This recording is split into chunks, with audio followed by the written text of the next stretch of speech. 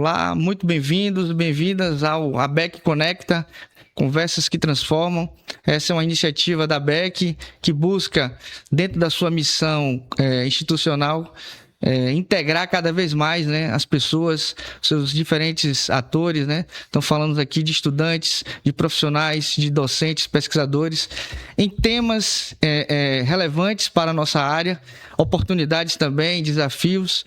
E começamos nesse primeiro episódio falando de uma coisa que não teria como ser diferente, que é a transição energética, né? E para fazer esse bate-papo aqui em Salvador, na Bahia, onde tudo começa no Brasil, esse aproveitar a oportunidade que o ABEC Conecta vai circular o Brasil como um todo. E temos aqui hoje, né, para iniciar essa conversa, dois representantes de um grupo, eu diria assim, seleto no nosso país, e falar de transição energética, que é a professora Diana e o professor Silvio. Diana Azevedo é professora titular do Departamento de Engenharia Química da Universidade Federal do Ceará. É pesquisadora nível A do CNPq e seu principal interesse de pesquisa é o desenvolvimento conjunto de materiais e processos voltados à separação, purificação e armazenamento de gases energéticos. Diana lidera o INCT Capicua, o Instituto Nacional de Ciência e Tecnologia em Biofotocatálise, Adsorção e Intensificação de Processo para a Captura e Utilização de Dióxido de Carbono, que reúne 6 ICTS no país. Coordena o LPA-CO2, laboratório credenciado no CIS-H2, o Sistema Nacional de Laboratórios de Hidrogênio do Ministério da Ciência, Tecnologia e Inovação. Diana pertence à Academia Nacional de Engenharia e à Sociedade Internacional de Adsorção. Na Universidade Federal do Ceará, ocupa atualmente o cargo de vice-reitora e capitaneia iniciativas de maior promoção de equidade, diversidade e inclusão de gênero na ciência. É mãe de 3 filhas, amante amadora de pilates e vinhos. Silvio Vieira de Mello é doutor em Engenharia Química pelo COP, o Instituto Alberto Luiz Coimbra de Pós-Graduação e Pesquisa de Engenharia da Universidade Federal do Rio de Janeiro. É professor titular do Departamento de Engenharia Química e líder do Núcleo de Transição Energética do CIENAM, o Centro Interdisciplinar de Energia e Ambiente da Universidade Federal da Bahia. O núcleo coordena 4 laboratórios: Laboratório de Captura de Dióxido de Carbono, Laboratório de Recuperação Avançada de Petróleo, Laboratório de Nanotecnologia Supercrítica e Laboratório de Biotecnologia e Nanoprodutos. É autor ou coautor de mais de 100 artigos científicos e detentor de 2 patentes. Silvio foi professor visitante na Universidade de Limerick, na Irlanda, na Universidade Técnica de Berlim, na Alemanha, e na Universidade de New South Wales, na Austrália. É uma alegria estar aqui com vocês, professora Diana, professor Silvio, falar de um tema muito caro, falar de uma temática que está na agenda, né, de todas as nações, sobre a transição energética. Então, a gente vê muita desinformação sobre esse tema, então acho que a gente pode começar nosso bate-papo, nossa conversa por aí. Muito se fala de combustíveis sustentáveis, fala-se de hidrogênio, né? Fala de super materiais avançados, mas o que é realmente isso, né?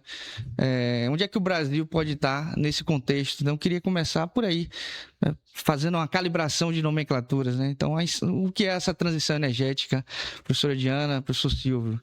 Bem, acho que eu sou a mais de fora e é sempre uma alegria vir do Ceará para a Bahia e dizer que a ABEC sempre foi uma referência muito presente desde a minha graduação, quando a ABEC só tinha 20 e poucos aninhos.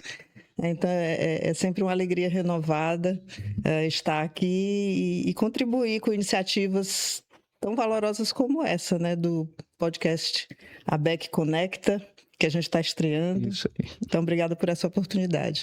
Bem, sobre transição, talvez seja bom dizer aos nossos ouvintes, aos nossos telespectadores que o Brasil é uma potência em energias renováveis. Muita gente fala nisso, mas às vezes a gente não tem os números na mão. Então, quando você conecta um aparelho eletrodoméstico à rede elétrica, aquela rede elétrica foi gerada 85% dela por fontes renováveis. A gente tem programas exitosos como o biodiesel, como o pró-álcool, né, onde todo mundo tem essa possibilidade de colocar álcool no seu carro, quer porque o preço compensa, quer porque quer contribuir um pouco com esse esforço de descarbonização. E quando você fala em nomenclatura, e a gente conversando um pouco antes na preparação desse programa, talvez seja também bom a gente diferenciar entre o que é descarbonização e desfossilização.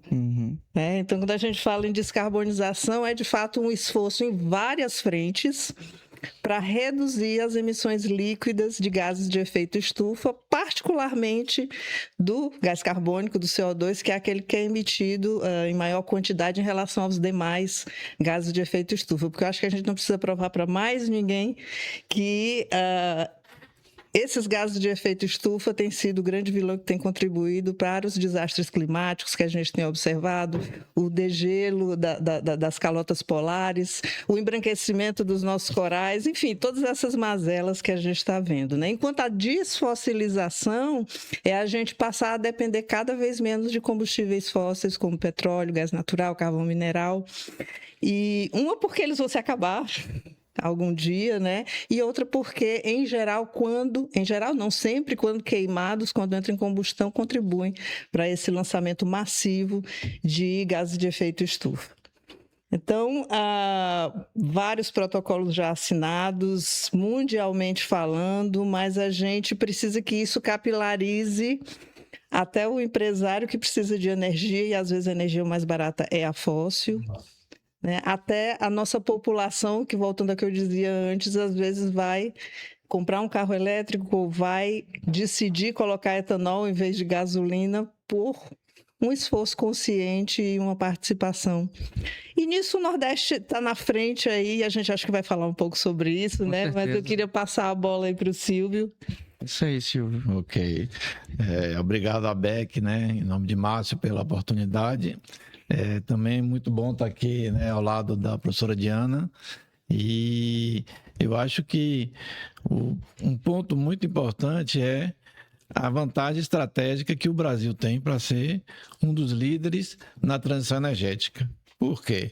Porque o Brasil é autossuficiente em petróleo e gás, né? Ou seja, nós não estamos dependendo de nenhum outro país, né? Se hoje a gente está enfrentando alta nos preços da gasolina, diesel, etc., é por razões geopolíticas, não é porque a gente tenha uma dependência estrutural, né? Mas ao mesmo tempo que a gente é autossuficiente em petróleo, nós temos, né, um enorme potencial, ainda muito pouco explorado, né, de energias renováveis. Então, assim, essa condição faz com que o Brasil possa, conforme também a geopolítica mundial, né, fazer opções, né, tomar decisões, né. É como eu sempre digo, o triângulo da transição energética, como eu gosto de discutir com meus alunos, né, ele depende de 4 componentes, né. Um é a sociedade, a população, as pessoas, né? Porque tudo isso está sendo feito para que a humanidade sobreviva, né? Se a gente não toma decisões certas agora, isso aí vai acarretar em problemas mais sérios do que a gente já tem enfrentando, como Diana acabou de falar. Além disso, a gente precisa dos cientistas, né? Pessoas como a gente que estão desenvolvendo tecnologia, desenvolvendo conhecimento e aplicando isso para a solução dos problemas da humanidade.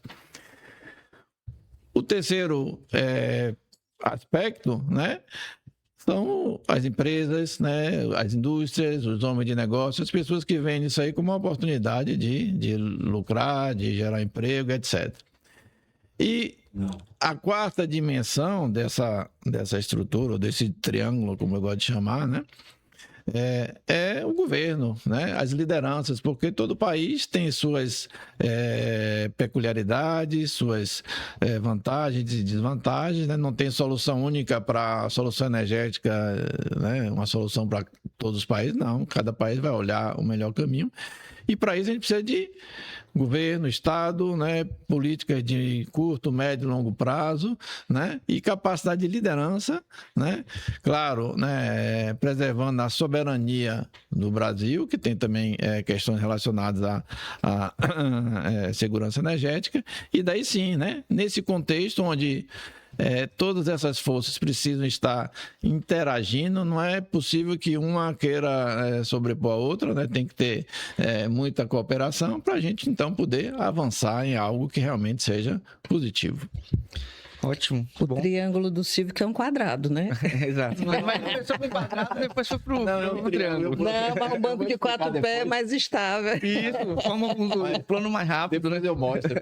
É um triângulo equilátero que tem dentro 4 triângulos equiláteros. Ok. Depois eu mostro. Sim. Isso. Ótimo, bom esclarecer alguma coisa, né? Esses pontos que vocês trouxeram. E aí, entrando mais em termos de Brasil, uma coisa que a gente pode discutir. O Brasil, nesse contexto de transição energética, ele pode ser um fornecedor de energia limpa, mas é isso mesmo, é isso que a gente busca, ou pode ser uma oportunidade para que a gente possa trabalhar em diferentes frentes, ou seja, fazer desenvolvimento tecnológico, pensar em mão de obra qualificada, e, portanto, gerar, né, contribuir com esse movimento que nós estamos chamando de reindustrialização ou neoindustrialização do país, pensando sempre com compromisso social e ambiental. O que é que vocês enxergam sobre isso? O Brasil pode ser só um mero exportador de combustível ou de energia limpa, ou pensar na transição energética em diferentes vertentes? Acho que é uma coisa assim, instigante e importante a gente refletir. Então, segue aí uma próxima provocação para vocês aí. Talvez eu possa responder essa pergunta a partir do contexto que se gerou no Ceará de 2021 para cá.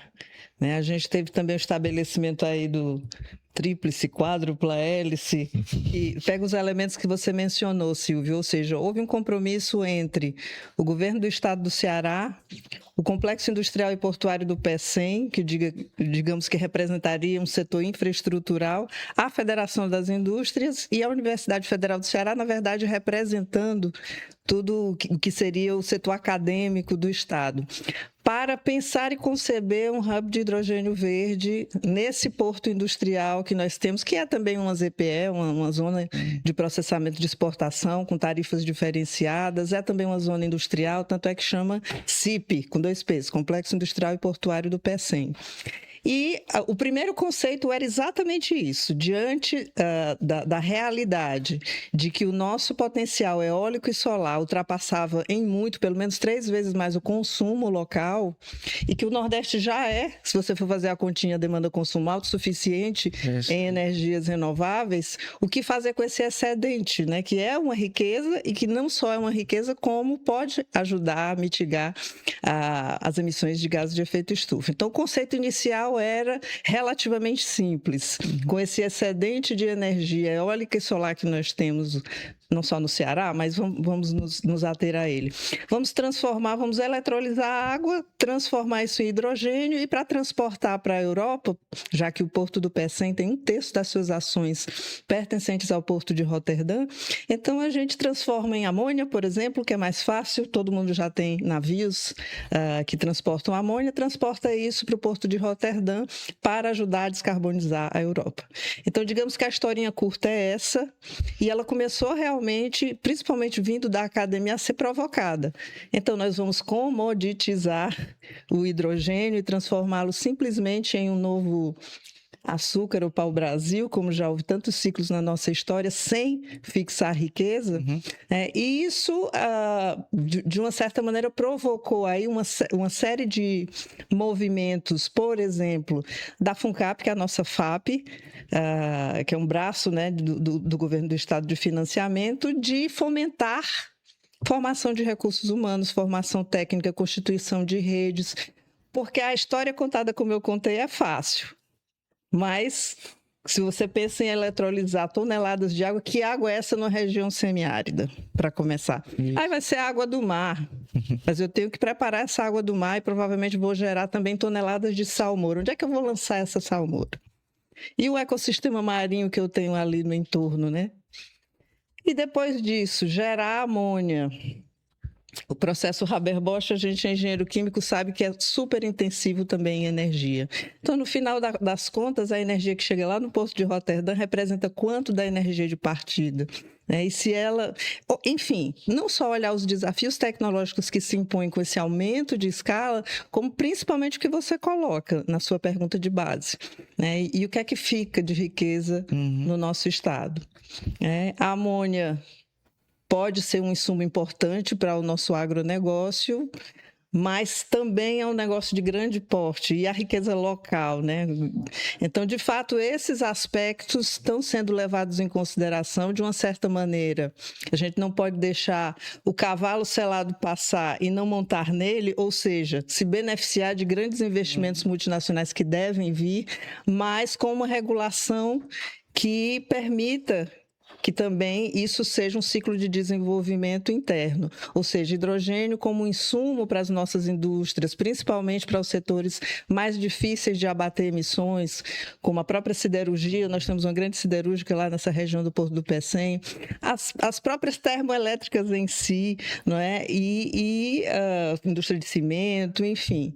Ver o hidrogênio também como um insumo, e a bola da vez também são os combustíveis sintéticos sustentáveis, e não só eles, uma série de moléculas. Então, se a gente captura CO2, que é uma coisa que o meu grupo de pesquisa gosta de fazer, se a gente tem hidrogênio, em princípio a gente tem os átomos para fazer quase qualquer coisa orgânica.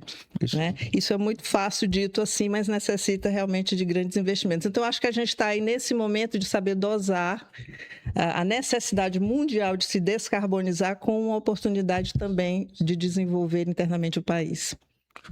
E aí, Silvio, você acredita que o Brasil pode ser a Arábia do combustível sustentável, não só hidrogênio? Não, eu acho que o Brasil pode ser o Brasil mesmo, né? Não precisa copiar nenhum modelo, porque nós temos criatividade suficiente. Os exemplos aí, como o Diana citou, por exemplo, do Proálcool, né? Que foi uma situação que surgiu assim, num conflito, né? Num problema do Oriente Médio de elevação, né? dos preços de petróleo, e o Brasil buscou alternativa. Claro que levou tempo, né? Eu não acredito em mágica, né? Isso que é o que a gente tem que, digamos assim, dosar um pouco as coisas, porque a gente que trabalha com pesquisa, com desenvolvimento científico, sabe que é preciso tempo e investimento, né? Regularidade de investimento, né? E uma coisa que é muito importante nesse processo da transição energética é a dinâmica do tempo, né? Por quê? Porque, por exemplo, né, a gente ouve muito falar assim, não, vamos plantar não sei quantos hectares de floresta, isso aí vai ajudar a descarbonizar, etc. Mas as pessoas não levam em conta quanto tempo vai levar para a floresta crescer e atingir aquele nível de maturidade para capturar uma certa quantidade de CO2. Então, ninguém fala em tempo, né? O nosso problema hoje, eu diria que talvez o principal problema seja o tempo, né? E eu costumo dividir a transição energética, né, em três fases, né? No curto prazo, para mim, a solução do curto prazo é captura de CO2. Por quê? Porque o CO2 precisa ser reduzido da atmosfera, tem problemas ambientais já críticos, e a gente tem tecnologia atualmente para fazer isso. A questão é, quem vai pagar a conta? Né? São os países que queimam mais petróleo, os combustíveis fósseis, ou são os países produtores, ou os governos, etc. Ninguém ainda, né, assinou o cheque, digamos assim, né? No médio prazo, eu acredito que a gente precisa ir para descarbonização, ou seja, no caso dos processos, eles precisam ser adaptados ou modificados, né, para que a gente não tenha mais emissões no nível que a gente tem atualmente, né? Aí seria uma coisa mais um pouco demorado porque você precisa adaptar as realidades, embora já haja iniciativas. Por exemplo, já estão misturando o próprio biodiesel, se a gente olhar, né, que é B15, B20, uma descarbonização, né, nesse sentido, né, ou desfossilização, para ser mais rigoroso na nomenclatura. E no longo prazo, é a circularidade, que é uma mudança paradigmática. Então a gente vai ter que esperar 10, 15, 20, 30, 40, 50 anos, não sei. Eu só sei que essas três coisas, essas três ações, elas podem conviver simultaneamente, né? Só que com intensidades diferentes, né? Ou seja, se a gente pensar assim, nos próximos 5 anos, se a gente quiser tentar minimamente cumprir algumas dessas metas que dizem que já estão não serão cumpridas, né? A gente precisa captura de CO2, né? E onde? Não é captura de CO2, vamos dizer assim, no ar, né? Diluído. Porque você tem ali ppm, vamos para as indústrias primeiro, né? E isso significa, do ponto de vista industrial, você criar os módulos, né? Mais uma etapa do processo, né? Para você fazer aquilo ali efetivamente, né? Mas isso aí não é algo sustentável no médio e longo prazo, porque tem um custo elevado. É a lógica parecida com a que se usa na questão da poluição aquática. É melhor você prevenir e não jogar um poluente, né, no mar, no rio, etc., ou então poluir tudo e depois vai lá e tratar. É muito mais difícil depois tratar. Então é uma lógica de prevenção mesmo. Mas a gente agora está no meio da crise. Isso não foi feito antes. Então, no meio da crise, a gente tem que tomar diversas atitudes coordenadas até que a gente consiga, digamos assim, respirar, né? Pegar um fôlego. Não, a partir de agora vamos fazer diferente. Só para dar um exemplo, acho que a fala do Silvio foi muito feliz nessa questão do tempo e do planejamento, né? A primeira vez que eu ouvi falar em captura de CO2 de uma forma estruturada foi lá em 2005, ou seja, mais de 20 anos, com um relatório que me chegou às mãos do IPCC. Que é o painel intergovernamental de mudanças climáticas, que é um órgão que já passou por vários ciclos de desacreditação e revalorização, né? Então é a gente caminhar em área solta, né? Você dá alguns passos, às vezes volta uns. E lá naquele relatório mostrava 4 caminhos essencialmente para a descarbonização, que era o clássico, indústrias que emitem grandes quantidades de CO2, como termoelétricas, como a indústria do cimento, você, de alguma maneira, ou por membranas, ou por adsorventes, ou separação criogênica, que estou citando essa só a título de exemplo, você abater esse CO2 e armazená-lo em locais em que eles possam ficar estocados por muito tempo. E já se mencionava, e eu tinha até dificuldade na época de explicar aos alunos, a tal da pré-combustão, que é você pegar qualquer coisa, qualquer fonte de combustível e primeiro gaseificá-la e primeiro transformá-la em hidrogênio e usar esse hidrogênio como vetor energético enquanto captura o CO2 resultante desse processo, muitas vezes um processo térmico. E a gente achava isso tão longe naquela época, em 2025, e hoje eu acho que o grupo do Silvio se dedica um pouco a isso, né? Gerar gás de síntese ou utilizar o próprio hidrogênio, enquanto você vai abatendo CO2 numa condição muito mais favorável do que nos processos pós-combustão. E capturar CO2 de biogás, de gás natural, dos processos industriais que já naturalmente emitem CO2 e a tal da oxicombustão também, que é, em vez de você queimar com o ar, queimar com oxigênio mais concentrado e, portanto, ter um CO2 que seja mais fácil depois de abater. Então, naquela época, isso tudo eram desenhinhos, digamos. Havia iniciativas muito pontuais de cada uma dessas coisas. E hoje a gente já observa na China já há bastante tempo termoelétricas que já incorporam uma unidade de captura de CO2 numa condição termodinamicamente muito desfavorável. Altas temperaturas, baixas concentrações e esse boom de hidrogênio que nada mais, nada menos é do que uma pré-combustão. É um conceito já de pré-combustão aplicado. Então, de fato, as coisas têm seus tempos, às vezes a gente faz elas ficarem mais lentas ainda, ou acelera. O importante é progredir, é avançar, né? Mas aí, só pegando o gancho dessa coisa do hidrogênio, porque é bom a gente ter essa oportunidade, né, para afastar certas desinformações, né? Então, acho que esse é um papel dessa iniciativa. Então, a gente vê colegas, inclusive, né, muitos estudantes da engenharia química, às vezes, tentando entender o que é essa transição energética, e veem o hidrogênio como algo, né, que vai salvar, né, a humanidade, a verdadeira panaceia. Se pensa muito, né? Alguns acham que o hidrogênio vai ser a bala de prata, né? Mas não é bem assim. Se vocês pudessem comentar um pouquinho sobre isso, acho que vai facilitar um pouco a nossa audiência em relação a isso. É ou não é panaceia o hidrogênio? Olha, hoje em dia, né, com tanta exposição a recursos, né, midiáticos, né, fica difícil a gente controlar a informação, né?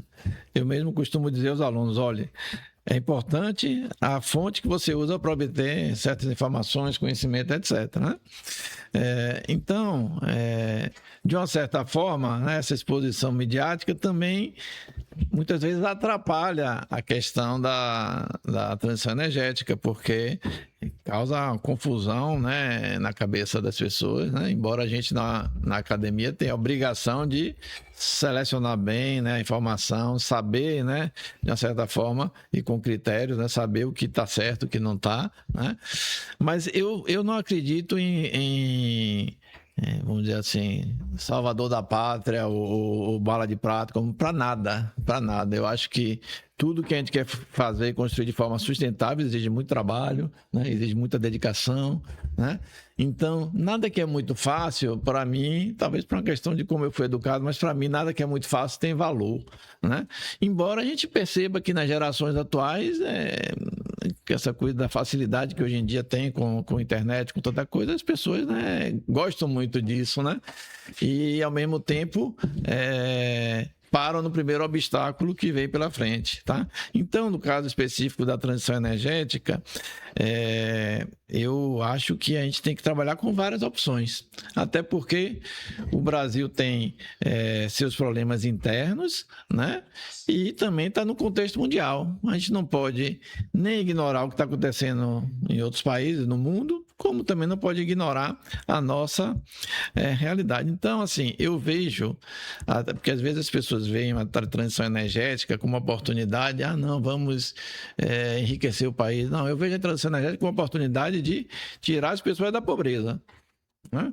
Porque a gente, por exemplo, o que é que a gente vê no Nordeste, né? Hoje, autossuficiente em energia eólica, energia solar, né? Mas será que as pessoas, né, a população, né, as pessoas que muitas vezes estão naquela terra, naquele entorno, estão também enriquecendo, melhorando de vida por conta disso? Então, é por isso que diz a transição energética, ela tem que vir acompanhada de melhoria social também, porque a melhoria econômica não necessariamente implica em melhoria social. Uhum. Tanto é que o Brasil sempre foi um país muito desigual, né? Muitas desigualdades, e o Nordeste sabe bem o que é isso, porque a gente sempre, né, se queixou de que a riqueza é muito mal distribuída e vem pouco para o Nordeste. Tá? Então, a transição energética, para mim, né, só vale a pena em termos de Brasil, né, se ela trouxer também esse benefício social. É verdade, eu me lembro da primeira concepção do programa do biodiesel, né? A ideia era exatamente fomentar, juntamente com a geração de um combustível sustentável, a agricultura familiar. Uhum. Então, cada região tinha uma oleaginosa de eleição e, enfim, começou com essa ideia que, infelizmente, não prosperou. A gente acaba hoje produzindo biodiesel de monoculturas como o algodão e a soja, mas o Silvio tem toda a razão quando ele coloca essas questões, né? Quando a gente olha os geradores eólicos e pensa, nossa, aqui Nordeste é a meca do kitesurfing e a gente também pode aproveitar esse vento, mas vai conversar com as comunidades em que as torres eólicas são colocadas, né? Então, acho que isso é um papel também da universidade. Então, enquanto a gente tem dentro da mesma universidade engenheiros elétricos ou gente que faz os cálculos de para um nó de vento quanto você pode gerar de energia, a gente tem também aquelas pessoas ligadas à geografia, antropologia, ciências sociais que tem que ver os impactos disso também sobre as comunidades. Como eu comentava antes, vamos dessalinizar toneladas de água por dia. E o que é que vai acontecer com o ecossistema marinho à volta desse grande empreendimento. Então, me somando ao que o Silvio colocou, eu também não acredito em bala de prata, não. E eu acho que o Brasil se destaca exatamente por ter conseguido diversificar a sua matriz energética. A gente que era, vou chutar número, 80% na época do milagre brasileiro de hidroelétrica, de energia hidroelétrica, hoje ela tem uma importância grande, 50%, mas a gente tem ali uma distribuição de fósseis, de eólica, de solar. Claro. Se olhar para o setor automotivo, essa grande coisa que nós temos, que são os carros flex, que permitem você fazer sua opção de qual combustível utilizar. Então, de fato, eu acho que o Brasil tem a ensinar também isso, viu, Silvio? Que a solução passa muito pela diversidade.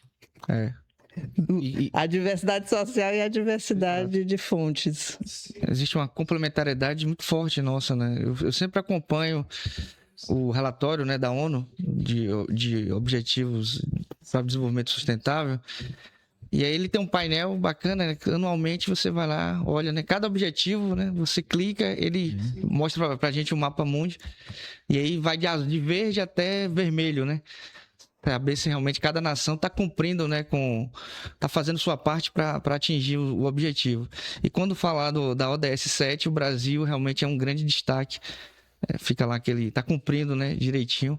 Mas por outro lado, quando você vê toda a parte, né, de social, ainda a gente tem muito a caminhar, muito a se fazer. E eu acho que aí a gente pode até direcionar a nossa conversa um pouco mais para a região Nordeste, né? Então, se o Brasil é abençoado, né, vamos dizer assim, com várias reservas, até petróleo, temos, assim, o mundo quer copiar realmente o Brasil nesse sentido, né? Você tem uma matriz energética, praticamente 50% já é sustentável. Quando a gente vai para a elétrica, números atuais, né? Próximo, estamos em 26%, já é quase 90%. Então, e pensando na diversificação, né? Ficou, como o Diana bem colocou, ficava muito preso na hidrelétrica, então, em termos de matriz elétrica. E hoje, cada vez mais se injetando a parte eólica, a parte solar. E isso mostra, assim, o potencial do Nordeste, especificamente, né? Então, o Nordeste tem essa... Acho que ele pode desempenhar esse papel de protagonista, né? Você vê que a Bahia aqui fica gerando, né? Competindo lá com o Ceará, com o Rio Grande do Norte, competindo no bom sentido, no bom né? sentido. De produzir realmente essa quantidade de energia. É um excedente, e com esse excedente a gente pode fazer muita coisa, né? Inclusive, como vocês já acabaram de comentar, gerar hidrogênio. Mas gerar hidrogênio também tem uma série de dificuldades, né?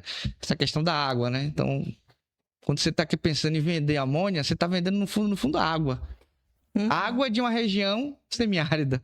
Então, a gente tem, assim, desafios enormes, né, do ponto de vista, não só do ponto de vista técnico, do ponto de vista tecnológico, mas eu acho que, sobretudo, a gente precisa avançar socialmente.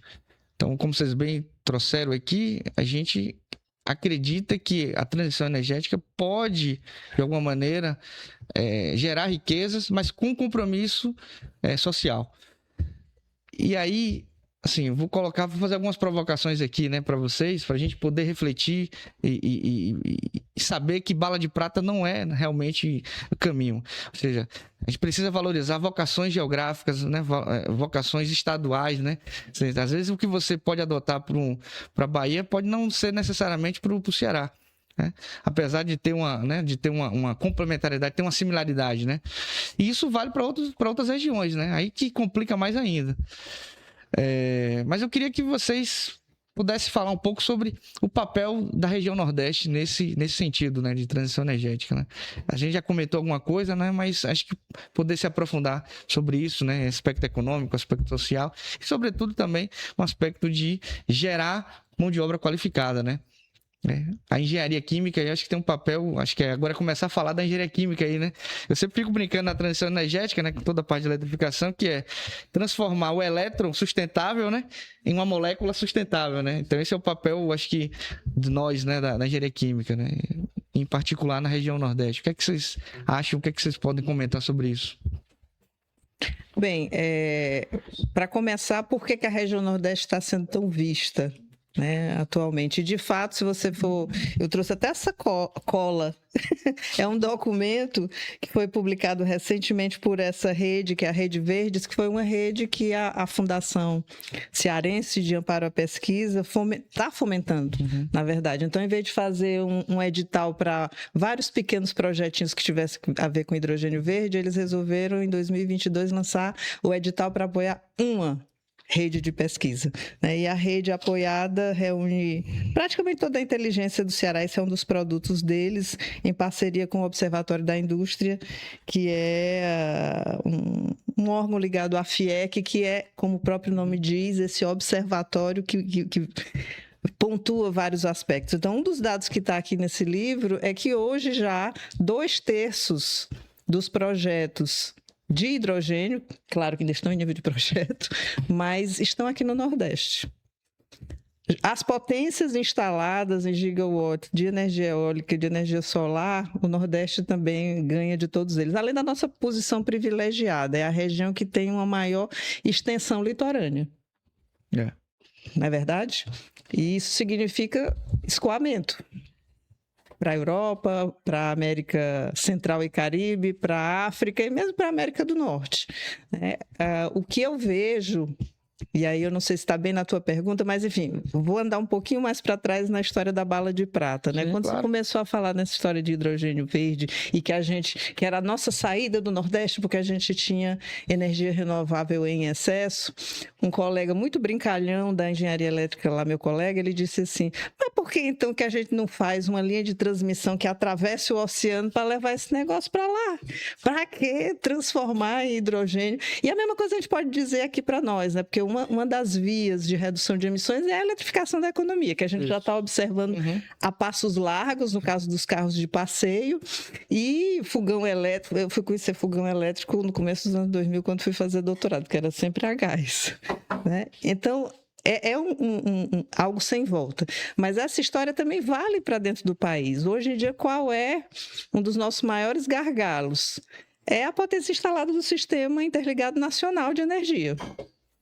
Ele não aguenta as quantidades excedentes que a gente tanto fala aqui de energia, que é quem vão acionar, digamos, as usinas de hidrogênio. Bem, passar essa linha pelo oceano, a gente sabe que o custo é proibitivo, mas dentro do país, eu acho que isso é um dever de casa que há muito a gente tinha que ter feito, né? Além da própria questão do escoamento terrestre, né? A Transnordestina está aí sendo construída porque dela vai depender muito da fixação desse hidrogênio que vai ser gerado como insumo para produtos que devem ser escoados para dentro do país. Então, esse dever de casa ainda precisa ser feito, né? A gente precisa realmente, também para continuar eletrificando os setores que podem, devem e compensam ser eletrificados, a gente não fez esse dever de casa. E eu não sei se eu fui na linha da tua pergunta ou se eu divaguei, então passa aqui a bola para o Silvio. A gente tem problemas de infraestrutura, né? Exatamente. Nós temos problemas de infraestrutura que também passam, já pegando a tua pergunta e passando para o Silvio, também pela formação. Claro. Né? Então, você tem um crescimento que foi muito pronunciado, nós reconhecemos isso, das instituições de ensino superior.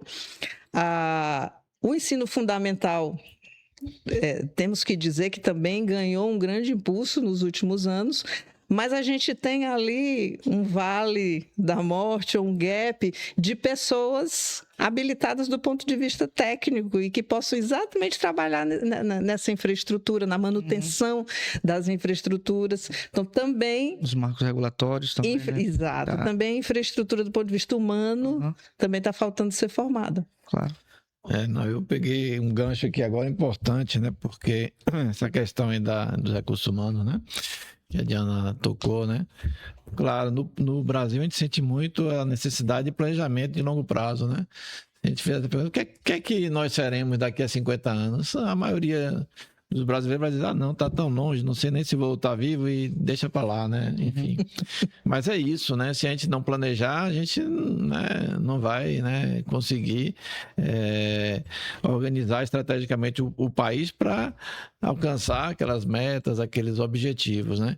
Em termos de educação, isso é mais importante, talvez, do que qualquer outra área, né? Porque a gente não forma pessoas rapidamente, né? Imagine se a gente quiser daqui a 25 anos ter um certo número de pessoas trabalhando com... Tem que começar agora, né? As crianças, enfim.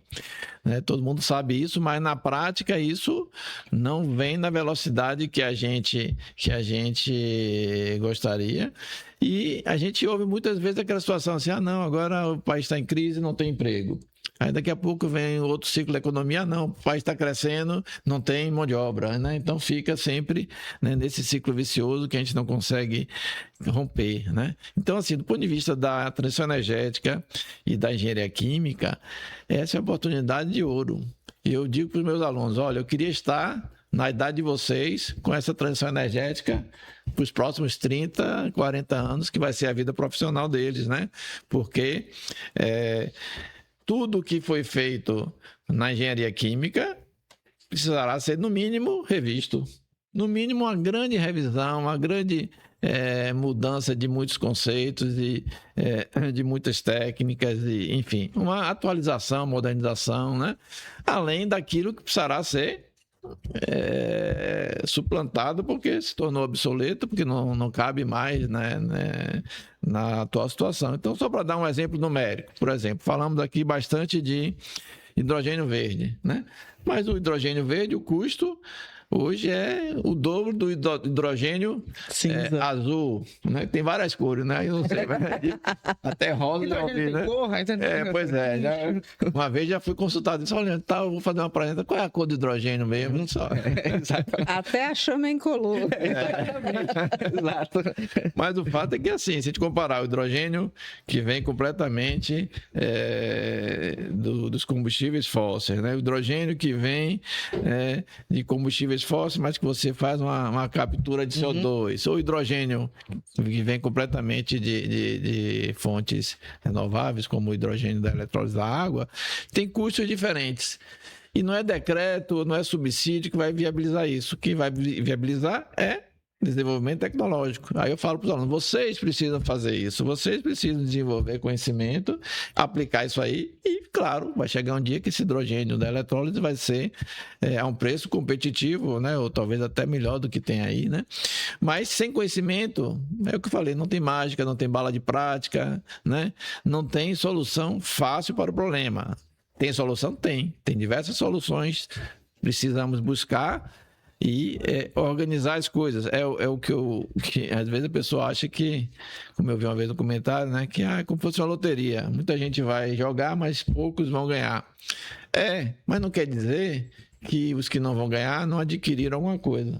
Conhecimento do caminho. O caminho também é importante, né, porque abre oportunidade para outras coisas. Então, tudo isso passa por educação, por desenvolvimento estratégico, passa por um plano também, né? Porque às vezes tem dificuldade, porque a transição energética, embora o foco seja tecnológico, tem os aspectos sociais que já foram tocados aqui, mas quando a gente vai, vamos dizer assim, tomar decisões no país, sempre há muita dicotomia ou muita disputa, né? O dinheiro vai ser investido nisso ou naquilo, né?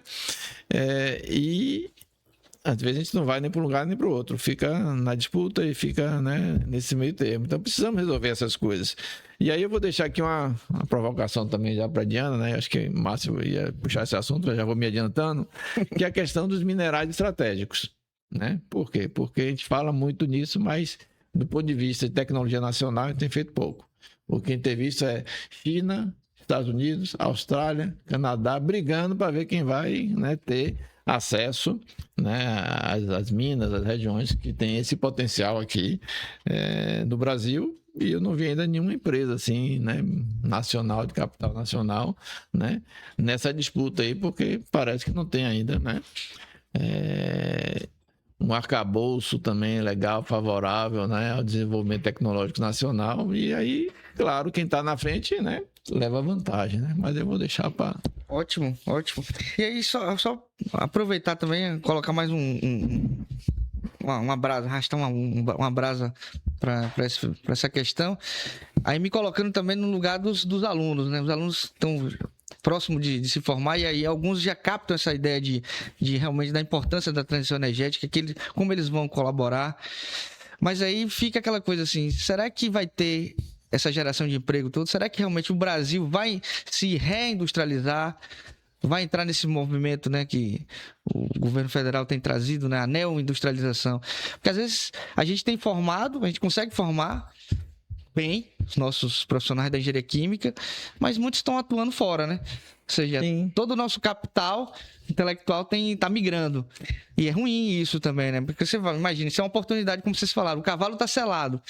Né? Será que a gente vai ter que só apostar em commodities, vender o hidrogênio, o amônio, o ureia, ou até o próprio metanol também, outros, né, combustíveis? Ou a gente pensa em localmente, né, fomentar a indústria e aí e fixar exatamente esses profissionais que a gente está formando, né? Então eles têm muito receio também disso, né? Eu queria ficar no Brasil, eu queria ficar no meu Nordeste, mas não tem como, eu tenho que ir para os Estados Unidos, eu tenho que ir para a Europa, eu tenho que ir para a China agora, né?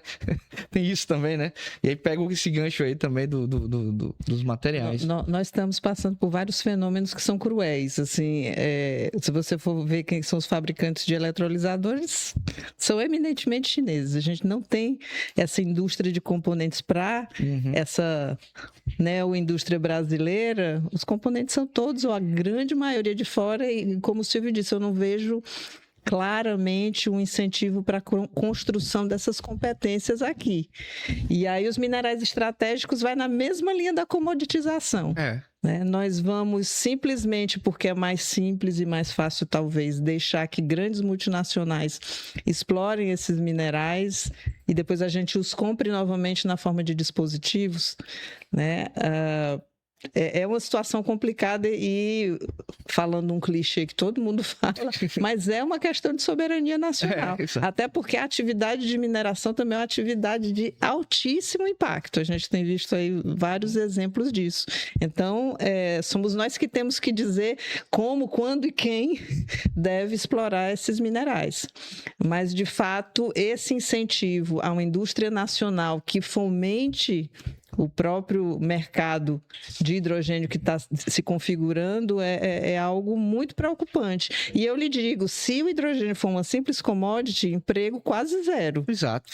E isso já me foi dito por, não vou dizer o nome da empresa, mas eles mesmos disseram, não, nós vamos realmente utilizar a força de trabalho local eminentemente na construção da fábrica, o pedreiro, o eletricista, mas depois que ela começar a operar, provavelmente serão os técnicos do nosso país, né, que estarão ali, e a gente vai contratar 1, 2, 3 profissionais brasileiros. Então, de fato, se esse novo insumo também não for apropriado dentro do território, a gente vai ter muito poucos empregos gerados. E eu queria tocar numa questão que fala com isso e até no pior sentido, que foi uma questão tocada no COBEC que nós tivemos aqui em 2023.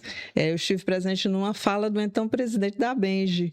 Nós estamos tendo uma procura cada vez menor por cursos de engenharia, então parece até um paradoxo, né? No momento em que se fala em uma virada tecnológica que a transição energética vai trazer, a gente tem uma força de trabalho potencial cada vez menor.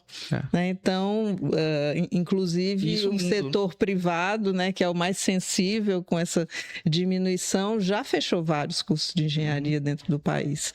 Então, isso é outra coisa também que é muito preocupante, que eu acho que está na pauta da ABEC também. Atrair, né? Voltar a atrair pessoas jovens com vontade de fazer engenharia, né? Exatamente. É um problema multicausal aí, né? São várias camadas, mas eu diria que uma parte considerável é você ter essa coisa, né, de às vezes o jovem, inclusive essa crise da engenharia é mundial, né? Mas tem essa coisa de que a engenharia, e aí vem pegar a nossa engenharia química, é a engenharia da poluição. Tem essa coisa, né? Ainda tem. Eu vou ser um profissional que vou poluir, sabe? Então, essa nova geração é mais crítica nesse sentido, né? E aí cabe a gente que está na área poder desconstruir isso. Mostrar que é o contrário. Na verdade, a engenharia química É o contrário. tem um papel de responsabilidade ambiental. Então, quando você está falando, né, de um movimento como transição energética, eu entendo que a engenharia química tem um papel aí, eu diria assim, estratégico, né? E eu acho que é isso que a gente tem que fomentar, né? Então... E de uma formação em que pese ainda não termos acompanhado como o jovem aprende, mas uma formação extremamente versátil. Né? Para contar só um causozinho, uma das minhas filhas resolveu fazer engenharia ambiental. E ela foi muito clara, ela disse, eu não vou fazer engenharia química, que é a engenharia, com a mãe em casa, né? Isso, que é a engenharia que polui o planeta, eu vou fazer engenharia ambiental. Aí eu disse, tá certo, embora... Como engenheiro químico, você pode ser um excelente engenheiro ambiental. Mas ela peitou, fez a engenharia ambiental e foi fazer um estágio. Ela teve um ano na França e foi fazer um estágio em uma empresa que produzia pigmentos biodegradáveis. Tudo muito bonito, né? Então, eu conversando com ela depois, e aí, como é que está o estágio a ela? Eu estou operando o reator aqui. Engenharia química pura. Aí deu vontade de dizer como aquele bonequinho do nosso tempo. Eu te disse. Então, de fato, é uma engenharia que também está, ou seja, os princípios fundamentais sobre os quais se baseia a engenharia química podem servir tanto para poluir, claro, como para limpar, reciclar, transformar. Depende da dose, né? Não, eu peguei um gancho agora aqui, que é a questão dos mitos, né, que se criam em torno de certos temas, né, e também a transição energética vive também esse tipo de situação, né. Então, a gente vive isso do plástico, né? Sim. Né? Fala tanto que o plástico é o vilão, não sei o quê. Exatamente, né? Como a gente vive, por exemplo, quando fala em CO2, não, mas a Amazônia é o pulmão do mundo. Não, a Amazônia não é o pulmão do mundo, né? Tem dados que mostram que a Amazônia não consegue mais do que 5%, né, da absorção de CO2. O pulmão do mundo são os fitoplânctons, que estão nos oceanos, e a gente está enchendo de plástico, microplásticos, etc. Né? Mas se criou essa coisa, né, de que a Amazônia... Não estou dizendo, mas quando eu falo isso, eu digo sempre o seguinte, vou fazer um parênteses. Não estou defendendo que a gente deve destruir a Amazônia, queimar, porque acham logo, né? Se eu não falar, se eu não fizer o parênteses, né? Não é isso. Tem outras contribuições. Porque a Amazônia tem uma riqueza muito maior que a biodiversidade, né? Não é esse papel de... Pode capturar CO2. Não é só isso. Mas não é o principal, né? Então, esses mitos acabam, digamos assim, muitas vezes ofuscando a parte principal, né? E isso para o jovem é importante. Para quem está agora decidindo se vai fazer engenharia química ou qualquer outra engenharia. Eu, particularmente, do ponto de vista da formação, eu acho que a gente tem que caminhar para engenharias multidisciplinares, né? Então, por exemplo, eu vi que na Federal do Ceará já tem o curso de engenharia das energias renováveis. Você não pode, né, ter, né, energias renováveis um curso, né, monodisciplinar, assim, engenheiro químico ou eletricista, não. Ali você vai ter que ter de tudo, engenheiros químicos, elétricos, porque energias renováveis ou sustentáveis tem que ter o pessoal que trabalha com biomassa, o pessoal que trabalha com solar, com eólica, né, com hidrogênio, etc. Então você tem que ter engenheiro mecânico, eletricista, engenheiro ambiental e tudo mais, né? Isso vai precisar mudar com mais força dentro das universidades, né? Por exemplo, na Universidade Federal da Bahia, a gente tem vamos dizer assim, uma experiência piloto, vamos dizer assim, que é o Centro Interdisciplinar de Energia e Ambiente, o CIENA, né? Então, esse centro foi concebido para quê? Porque ali não tem departamento. Eu sou da engenharia química, eu sou da mecânica, eu sou da química, eu sou da física. Não, ali a gente tem equipes multidisciplinares que desenvolvem grandes projetos para a indústria, porque você não consegue desenvolver grandes projetos e que tenham um impacto industrial relevante se você não tiver essas equipes. Senão, cada um fica ali no seu mundo, né, sem interagir. eu falo sempre para os alunos, quando você chegar na indústria, você não vai ser engenheiro químico, você vai ser engenheiro de processo, você vai ser engenheiro de operação, você vai ser engenheiro de produção, engenheiro de controle, enfim. Um pouquinho de tudo isso. Então a gente tem uma nomenclatura que funciona na universidade, mas na vida real é uma coisa diferente. E a vida real, ela se transforma muito mais rapidamente do que a nossa vida acadêmica, né? Então esse é um desafio que a gente tem. A BEC também tem esse desafio, né? Como a gente está aqui hoje, né? Tentando conectar as pessoas, né? Isso é importante porque se a BEC não faz isso, vai ter algum influenciador que vai fazer isso no lugar da BEC. E aí depois você vai dizer, poxa, como é que eu vou agora ocupar esse espaço que já foi ocupado por outro, né? E às vezes sem qualquer formação. Isso, o que é o pior, né? Então, assim, a gente tem esse papel aqui, né? De estar desmistificando certas coisas, trazendo a discussão, né?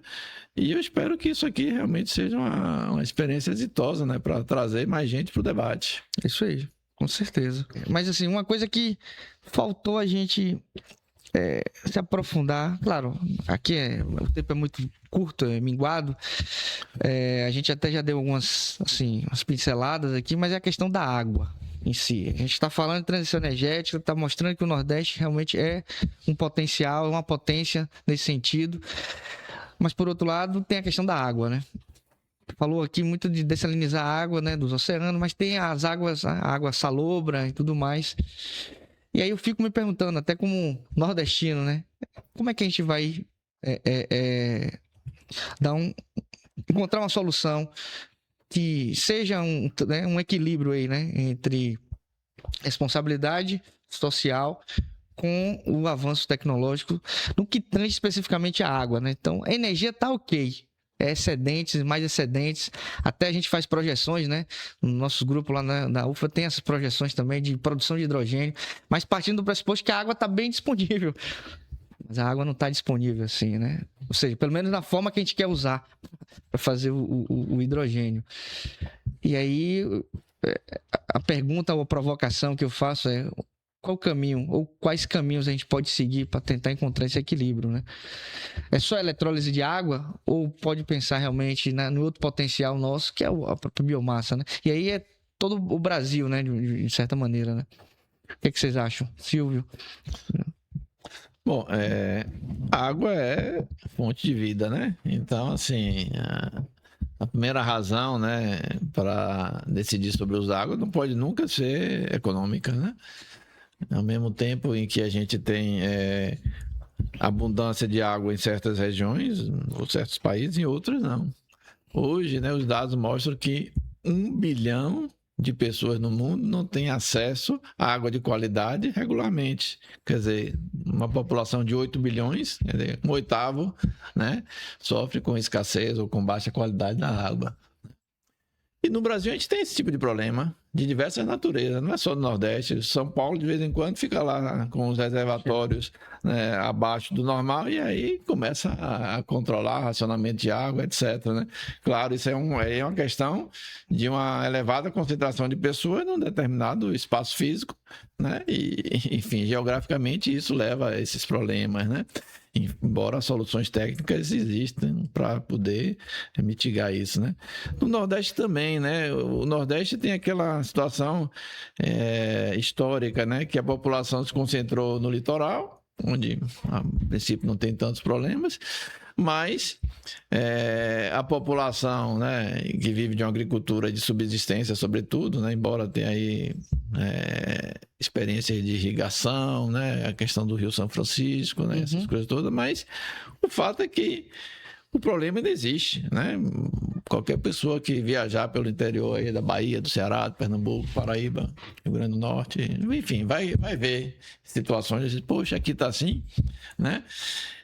Então, nesse caso da questão da água, eu acho que não pode vir, primeiro, a questão industrial, econômica, primeiro a questão da população, né? Alguma coisa está mudando, tá, mas ainda tem muita gente e a pessoa às vezes nasceu naquele lugar e não quer sair daquele lugar, talvez na segunda geração os filhos já vão para outro lugar, etc, né?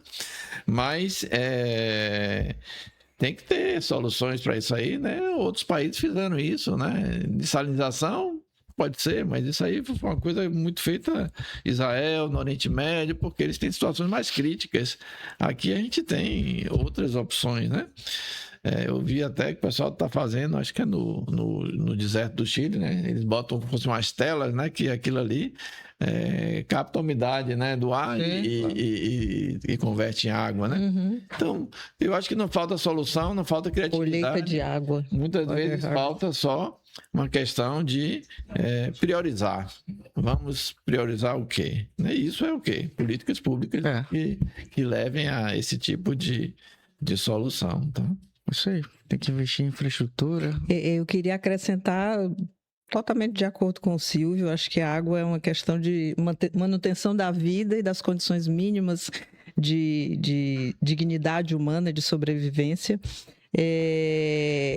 Há alternativas também, só que elas exigem e requerem pesquisa, desenvolvimento e inovação. Claro. Então, por exemplo, a utilização de água de reuso, ou sair do foco da eletrólise mesmo. Isso. Né? Então, nós temos uma geração de resíduos muito grande no país.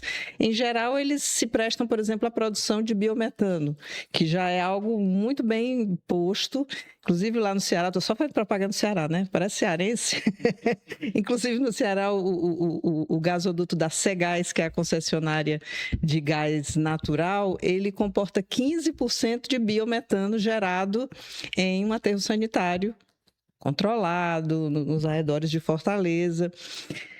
Por que não utilizar o mesmo esquema que a gente utiliza para a produção do hidrogênio cinza, que é a reforma do gás natural, a reforma do biometano? Aí alguém vai até dizer assim, como eu já também questionei, mas para que mais uma operação unitária que leva também junto com ela ineficiências para gerar um outro combustível, que seria hidrogênio em vez de metano? Bem, aí as células combustíveis têm normalmente uma eficiência muito maior do que os geradores a combustão interna. Então, é questão de fazer essa conta e ver onde é que compensa realmente. A purificação, né, da matéria-prima, né? Que precisa também da purificação. Exatamente. Se for na célula combustível, que eu acho ótimo, é emprego para mim e para meus alunos. Tem que ter um grau de pureza muito bom, né? Do biometano, do hidrogênio. Né? Então. Ou os próprios eletrolisadores que utilizem água do mar ou salobra em um certo grau, né? Enfim, essa minha fala é também para colocar para quem nos escuta, principalmente para o público mais leigo, que o hidrogênio talvez é o átomo mais abundante que a gente tem no planeta, mas ele, em geral, do universo. No universo. Ele está ligado com alguma coisa. A mesa aqui está cheia de átomos de hidrogênio. Muito reativo ele. Exatamente. Então, são outras rotas, obviamente, que partem também de você associar a captura de CO2 ou não, porque dependendo do grau de florestamento, esse ciclo se fecha e o CO2 que seria emitido pela geração de hidrogênio é novamente capturado. Mas, enfim, é também para a gente sair do bala de prata, inclusive, das tecnologias de geração de hidrogênio. Perfeito. Que bom, o papo correu muito rápido, né? Então já estamos chegando ao fim, infelizmente.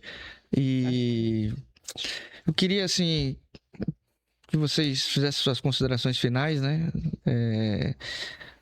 Se possível, passando uma mensagem para os jovens, né? Os jovens futuros engenheiras químicos e químicas, né? O que é que os aguarda, os desafios, as oportunidades, né? Nesse contexto aí da transição energética. Então, puder fazer suas considerações. Bom, como eu já falei, né? Eu acho que engenharia química, né? É uma oportunidade profissional ímpar, né, nesse momento de transição energética, né? Mas, claro, eu falo assim, né, para os estudantes, né? Olha, o fato de você ter feito a graduação em engenharia química não quer dizer que você não possa abrir seus horizontes para outras coisas, né? Então, é muito comum hoje em dia a gente ver, né, a pessoa se formou em engenharia química e depois foi fazer uma pós-graduação em mecatrônica ou depois em área ambiental e qualquer que seja outra área, né? O mais importante de tudo isso é o conhecimento, né? E a engenharia química, ela tem, assim, talvez dentre as engenharias, talvez seja assim, a mais flexível nesse sentido, porque ela conversa bem com diversas áreas. Quer dizer, o engenheiro químico, né, tem coisas da engenharia de alimentos, tem coisas da engenharia ambiental, tem coisas, né, da engenharia de energia, né? Então, tudo isso dá uma flexibilidade, né?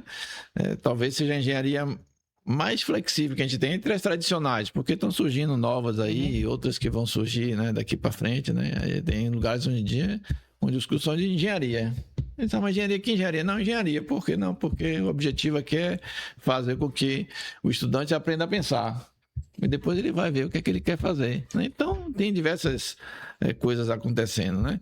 Então, eu diria assim para os jovens, não, a gente já viu muito bom de passar e a gente ficar só olhando, né? Então, essa é a hora de vocês aproveitarem isso aí, se engajarem, porque passa, né? Talvez daqui a 30 anos não seja mais o grande momento, né, da transição energética, depende de como as coisas vão evoluir, né? Então aproveitem, né? E para aproveitar você precisa se empenhar, fazer pesquisa ou trabalhar na indústria, onde quer que seja, conversar, dialogar, porque ninguém vai resolver nada sozinho. Cada vez mais tem que ter interação, multidisciplinariedade, né? E coisas que a gente nem talvez esteja, né, sabendo que vai acontecer, porque a tecnologia está evoluindo muito grande, o ensino de engenharia está evoluindo muito grande. Eu percebo que cada vez mais os alunos têm essa coisa de ver, né, o que o pessoal chama de hands-on, né, de colocar a mão na massa, né? E isso a gente ainda precisa investir muito no Brasil, né? Então eu acho que a ABEC tem um papel fundamental, né, de participar desse processo de discussão com a sociedade e trazendo também outros colegas para discutir, né, ideias, né? Estamos aqui, eu e Diana hoje aqui apenas iniciando, né, esse processo, né? E queria finalmente agradecer essa oportunidade de estar aqui num bate-papo de alto nível, né? E muito bom aqui conversar com minha colega Diana e com também meu colega Márcio, né? E é isso aí. Obrigado e até a próxima oportunidade. Valeu, Silvio. Também quero aproveitar o finzinho, né, para agradecer essa oportunidade. Um dos meus hobbies, entre aspas, é também fazer divulgação científica. A gente tem um programa na rádio universitária. O Silvio já disse praticamente tudo, né? Eu vou até olhar aqui para minha câmera, né, e convocar os jovens a realmente procurar saber um pouco mais sobre engenharia. Porque é ser protagonista do futuro do planeta. De fato, do jeito que as coisas estão caminhando, como elas estão caminhando, eu temo pela vida dos meus netos e bisnetos. Assim, muito sinceramente falando. Então, abraçar carreiras técnicas, muito mais do que uma forma de ganhar dinheiro ou algo muito bitolado, como as minhas próprias filhas já me disseram, é uma maneira de se engajar na sobrevivência do planeta também. E já puxando a brasa para a minha sardinha, dizer também que a engenharia, a ciência, é lugar de mulher. Porque a gente normalmente imagina, quando pensa em engenharia, pensa na figura de um cara de capacete no meio de uma obra. Mas a engenharia também é lugar de mulher. Inclusive, o INCT sobre captura e conversão de carbono que eu coordeno, são 6 instituições no país todo. Dessas 6, 5 são coordenadas por mulheres. Só a USP que não tem jeito. É muito homem. Mas, enfim, é para dizer que papos como esse são extremamente úteis, né, para a sociedade, falam a linguagem, pelo menos tentamos, né, que o jovem quer ouvir, e eu acho que a gente iniciou muito bem, Márcio, a estreia do ABEC Conecta, que a gente possa conectar com vocês aí rumo a um planeta mais sustentável. Legal, agradeço muito, a ABEC fica muito feliz, é uma honra tê-los aqui, Diana, Silvio, para falar de um tema extremamente estratégico, né, em termos sociais, ambientais e tecnológicos. Espero que essa semente ela dê fruto, né, ela possa frutificar, né, crescer e dar fruto. É isso aí, pessoal. Vamos para o próximo episódio aí do ABEC Conecta, conversas que transformam, né? Então a gente está muito feliz e nos acompanhe. E aí, a ABEC gostaria de presenteá-los, né? Um mimozinho pela contribuição, pela participação aqui. Obrigado. Assim eu venho de novo. Sempre será bem-vinda. Muito bem. Com materiais renováveis aí, né? Isso aí. Isso aí. Obrigada, Márcio. Obrigada, ABEC. Obrigado. Conversas que transformam.